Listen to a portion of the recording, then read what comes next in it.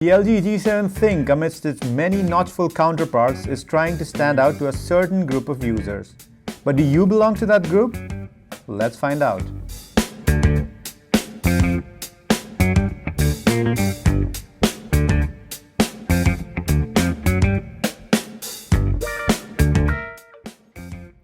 When we were at the LG event to see the LG G7 before it was officially coming to Europe, we noticed that the buzzword was, you guessed it, AI. The LG G7 comes with a camera feature called AI Cam, but more on that later.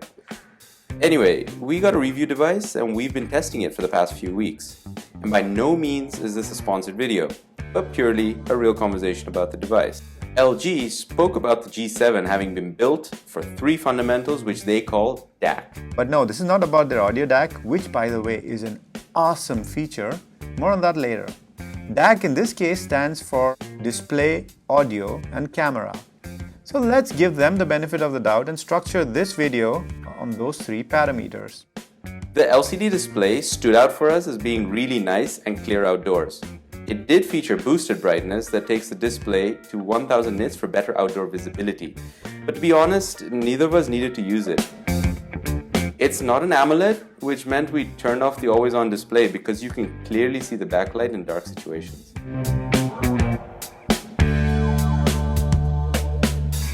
And everyone likes to talk about how bright the display gets, but I also appreciate that this display is quite low-key in low light. There have been people who have experienced backlight bleeding issues, but we haven't seen this in our review device. Also, the display design isn't revolutionary and does feature the notch. But guys, stop being so dramatic about it. The notch had zero influence on our usage and didn't distract us at all. And because the display is taller than it is wide, it's got that feel in the hand. But one-handed usage is a challenge. And to deal with that, you're going to have to add that extra navigation button to pull down the notification shade like on the G6. It's not the best implementation in my opinion, since Android P is going towards less navigation buttons. So why not do a swipe on the fingerprint scanner like Pixel devices? Come on, LG. LG is really showing off in the audio department and with good merit. The previous G6 Quad DAC version did really well in the sound quality department and in driving high impedance headphones. And the G7 is no different. I've tested this with my Sony WH-1000X M2 and I was in audio heaven compared to the wireless world. And to top it off, they've upped the ante on their external speaker, the boombox speaker. It is legit loud as... So that kind of shows it was on the table.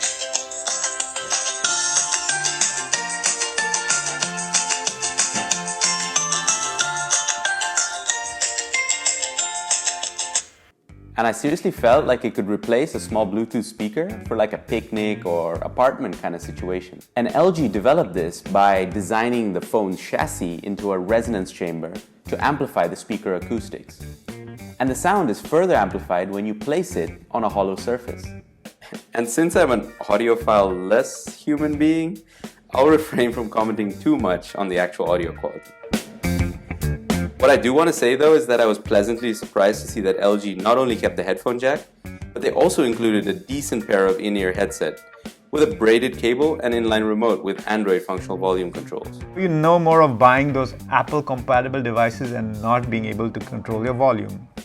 LG stick to their guns once again with their wide-angle camera. They, for some reason, still seem to be the only noteworthy smartphone manufacturer that opt for this dual lens implementation and don't jump on the bandwagon of others. And the distortion on the G7 wide angle seems to have been resolved a great deal compared to the G6. But it also means a smaller wide angle lens. We'll have a detailed camera review coming to the channel soon, like we did for the G6. So stay subscribed to DHRME so you don't miss that. You know, LG is so good at manual mode. Why are they trying to be arbitrarily intelligent? Oh yeah, AI Cam. We were surprised to learn that LG built the AI Cam on its own and not in collaboration with Google. Strange, right? Hi, I am LG's AI Cam. I'm looking at a close-up, infinity pool, parking, group of people, office. And now I'm looking at a document, a sport, a poodle, a close-up, text messaging, vacation, ham. They position it as something that is so intelligent that it can detect what is in the photo and adjust the settings accordingly. But if you really look at it, it doesn't work. And LG really needs to make a choice. Are they going to target this phone towards people who use the manual mode more, or do a good job at the auto? Because to be honest, the auto mode as well as the AI cam are equally unimpressive. The exposure in the auto mode is off and it always tends to be oversaturated. And remember, if you were just okay in 2017, that makes you behind the curve in 2018. Alright, we've given LG the benefit of the doubt and spoken about their DAC. Let's talk about some other things that matter on a phone. Battery. So Kevin and I had conflicting results here. I always had quite a bit left over at the end of the day, whereas Kevin experienced average battery life. But both of us actually had about 3 hours of screen on time. So nothing spectacular there. The build quality. Since the phone is large and slippery, it tended to fall out of my pockets quite easily. I also had it slip and fall on hard surfaces a couple of times. Since it's mil-spec, the phone remained in working condition, but we got a ding on it. That ding. I would definitely skin it or use a case. Alright, let's get superficial. Kevin. Well, thank you, Rohan, for letting me do the judgmental honors. The G7 is sleek looking with glass on both sides, but this also means it loves your greasy fingerprints. Another reason to get a skin. But what really wowed me and which many people fail to notice is that the back changes color when the light hits it at a certain angle. Very nice. The call quality was good, but one thing to note here is that on conference calls, this phone was particularly poor. So maybe the noise cancelling isn't working as well as it should be. Let's hope for a software update on that.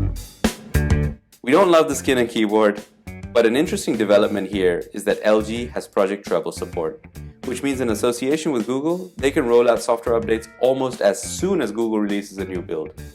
Whether they actually do so, we'll have to wait and watch. So, who is it really for? People who love the possibilities of the wide-angle camera. It's a one-of-a-kind amongst the commercially available flagships with a dual-lens system. People who usually take photos using manual mode and don't need to rely on auto mode. The G7 is especially good for somebody who appreciates high-quality audio. That built-in quad DAC performs excellently. And finally, for people who want to be ready to jam out to some tunes with the loudness of the boombox speaker. All the other unique features that LG mentioned didn't really leave a lasting impression on us. For the price, the LG G7 is hard to recommend due to tough competition. But if the points mentioned before strongly apply to you, then it might be worth considering.